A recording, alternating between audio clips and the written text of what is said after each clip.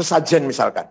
Sesajen, Kiai melihat ada orang sesajen, nasi sekepel, ada bawang merah, ada cabai merah. Ditanya oleh Kiai, apa ini? Ini sesajen Kiai untuk mengusir roh jahat. Kata Kiai, Anda kan mampu, ya cukuplah mapan. Maka potong kambing dengan beras 20 kilo, 30 kilo. Tanya pada Kiainya, Kiai, ini taruh di pojok mana ini? Bukan ditaruh di pojok, tapi dimakan oleh para tetangga, teman, karib, sobat, terutama fakir miskin. Tapi sebelum dimakan, berdoa dulu, minta pada Yang Maha Kuasa. Minta apa? Kamu selamat, istrimu selamat, anakmu selamat, keluargamu selamat, hartamu selamat, hidupmu selamat, matimu selamat. Maka namanya bukan sesajen, tapi selamatan.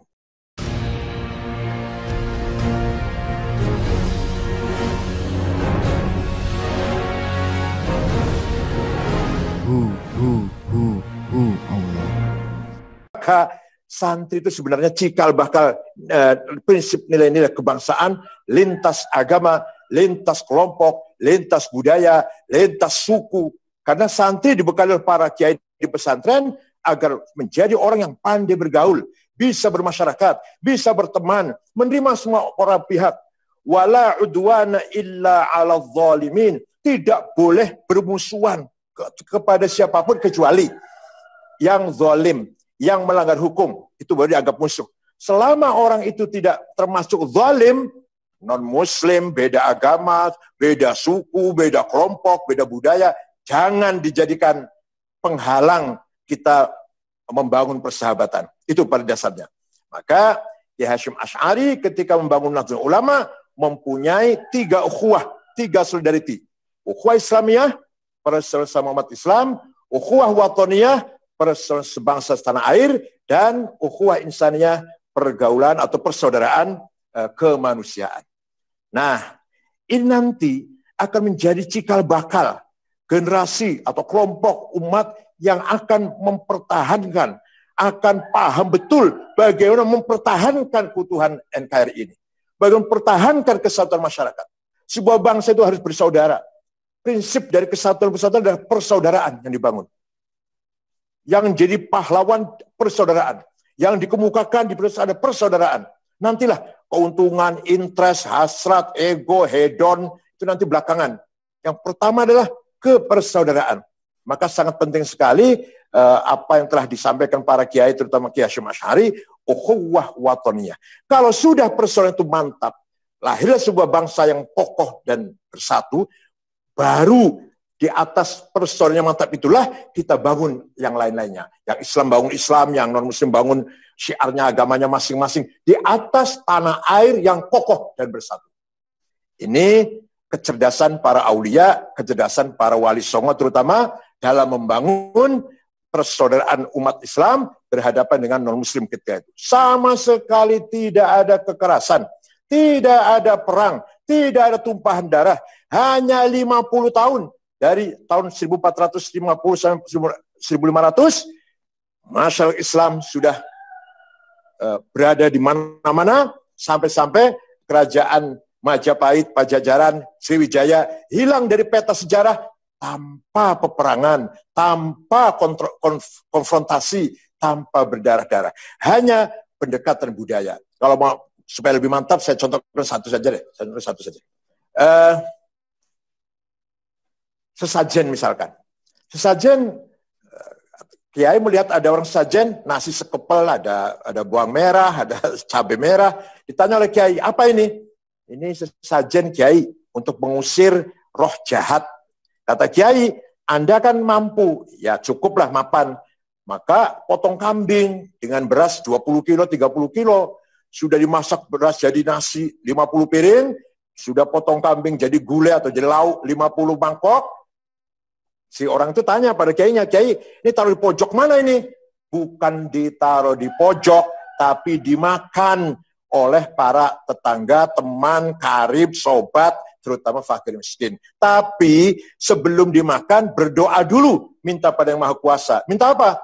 Kamu selamat, istrimu selamat, anakmu selamat, keluargamu selamat, hartamu selamat, hidupmu selamat, matimu selamat.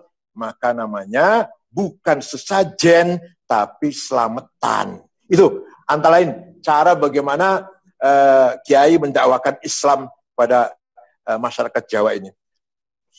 Satu lagi contoh, Sunan Kudus. Nama lengkapnya Ja'far Shadiq Ibn Utsman Al-Hamadani. Itu datang dari Hamadan, Persia. Melihat masyarakat Hindu melihat sapi disembelih masih tidak enak walaupun sudah masuk Islam. Walaupun sudah masuk Islam, melihat sapi disembelih masih tidak enak rasanya karena waktu di Hindu sapi dihormati.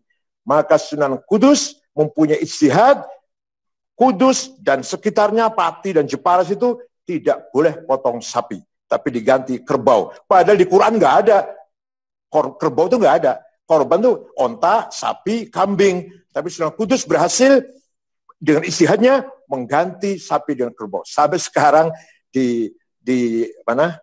Di Kudus, di Pati ada soto kerbau, nggak ada soto sapi. Inilah langkah-langkah bijak bagaimana Wali Songo menyebarkan Islam kepada masyarakat yang waktu itu masih animis atau sudah Hindu atau Buddha, sehingga mereka menerima ajaran Islam berkat kelihayan strategi dakwah para Wali Songo. Nah, ketika terbentuk masyarakat yang taat beragama, yang punya nilai-nilai akhlakul karimah, maka mereka diberi nama santri. Oleh karena itu, sejak dulu sampai sekarang, santri memiliki tipologi, memiliki ciri khas, yaitu masyarakat umat Islam yang menjalani agama dengan baik, dengan benar, taat beragama, berakhlak mulia, dan hormat pada kiai, pada guru, pada masyayikh. Nah, tahun belasan, apa tahun 16 atau tahun 17 lah. Dunia Islam dipimpin oleh satu khalifah, satu pemimpin sentral di Turki, Khalifah Ottoman. Akan tapi waktu itu Khalifah Ottomani the sick man, orang sakit, rajul marid orang sakit yang nggak mampu apa-apa, nggak punya kekuatan apa-apa. Wilayahnya dijajah semua. Irak, Mesir, Sudan, jajah Inggris, Suriah, Lebanon, Tunis, Aljazair, Prancis, Libya, Italia, Indonesia, Belanda, semua dikangkangi oleh kolonial di semua wilayah Islam. Tinggal Turkinya saja yang tidak dijajah. Nah, Kiai Hasyim Asy'ari mempunyai kecerdasan, waskito itu apa? Kearifan, memprediksi dengan benar, yaitu kalau bahasa kasarnya ramalan lah, atau ya ramalan, nubuat, bahwa khilafah itu nanti akan bubar.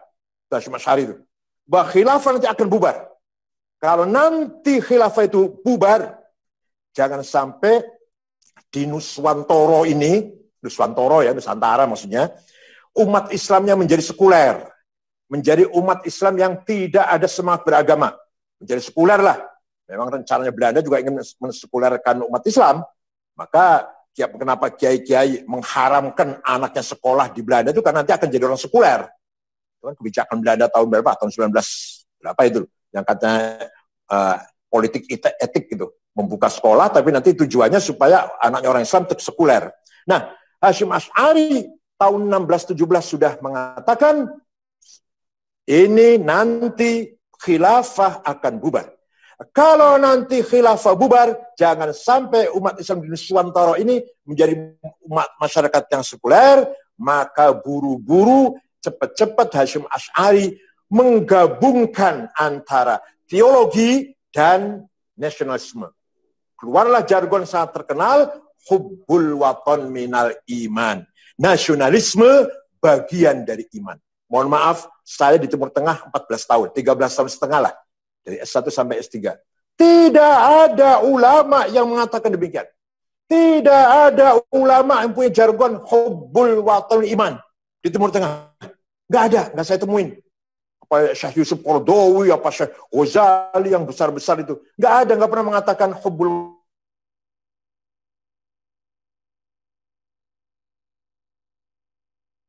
bahwa nasionalis itu bagian dari iman, bagian dari teologi, bagian dari iman kepada Tuhan. Maka bagi yang nggak senang, yang teman-teman kita yang agak kanan itu selalu bertanya, apa ada hadisnya itu? Ya bukan hadis, nggak ada hadisnya. ini istihadnya Hasyim Asy'ari kok.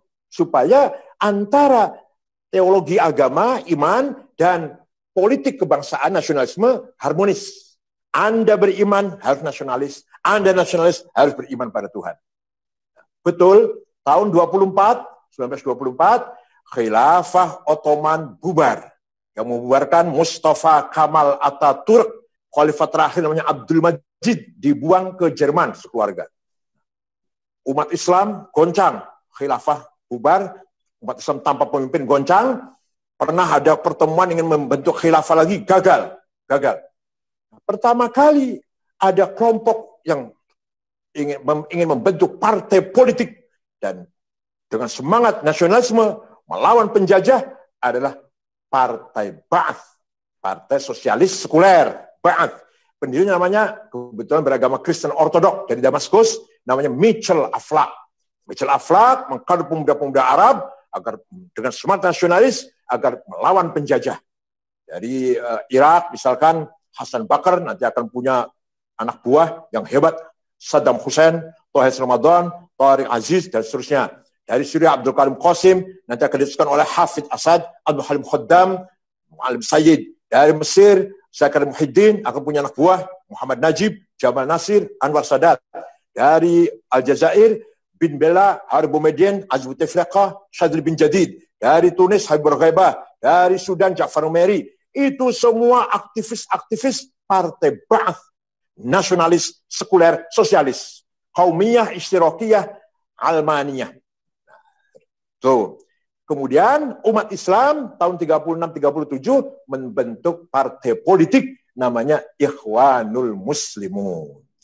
Islam mempunyai partai politik untuk mengimbangi partai yang sosialis tadi sekuler, tapi tidak radikal sebagai pengimbang, yaitu dibentuk oleh Syekh Hasan Banna, seorang ulama yang moderat, ulama besar, asli Maroko tapi keluaran Al-Azhar. Walhasil itu pertama kali begitu.